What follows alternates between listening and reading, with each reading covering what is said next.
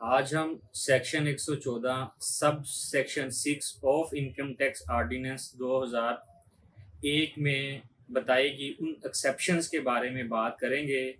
जहां पे रिटर्न को रिवाइज करने के लिए कमिश्नर से अप्रूवल की ज़रूरत नहीं पड़ती। यानी सेक्शन हमें बताता है कि कौन सी ऐसी कंडीशंस हैं या ऐसी ग्राउंड्स हैं जिनके ऊपर हमें कमिश्नर से रिटर्न को रिवाइज करने के लिए अप्रूवल नहीं लेना पड़ेगी। उनमें सबसे पहली एक्सेप्शन ये है कि अगर आपने सेक्शन 120 के तहत सेल्फ असेसमेंट की है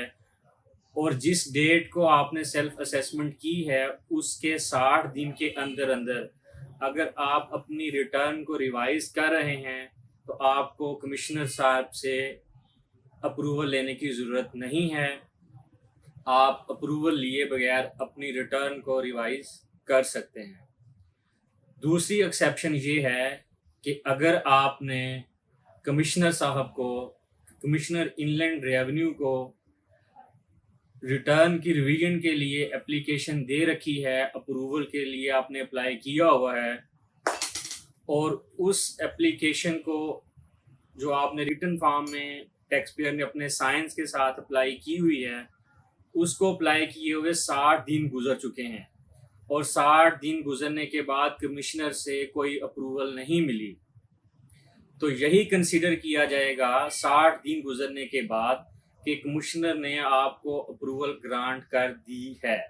तो उसके ऊपर भी आपको कमिश्नर की तरफ से, कॉम्पिटेंट अथॉरिटी की तरफ से मज़ीद इंतज़ार की ज़रूरत नहीं है, आप अपनी रिटर्न को रिवाइज कर सकते हैं। तीसरी एक्सेप्शन ये है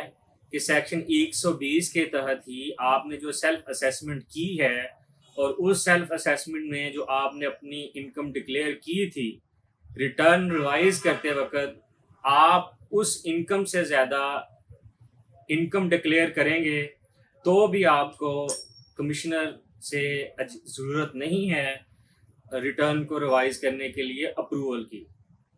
इसी तरह अगर आपने सेक्शन 120 के तहत स्टेटमेंट ऑफ इनकम में रिटर्न में कोई लॉस डिक्लेयर किया है और जब आप रिटर्न रिवाइज कर रहे हैं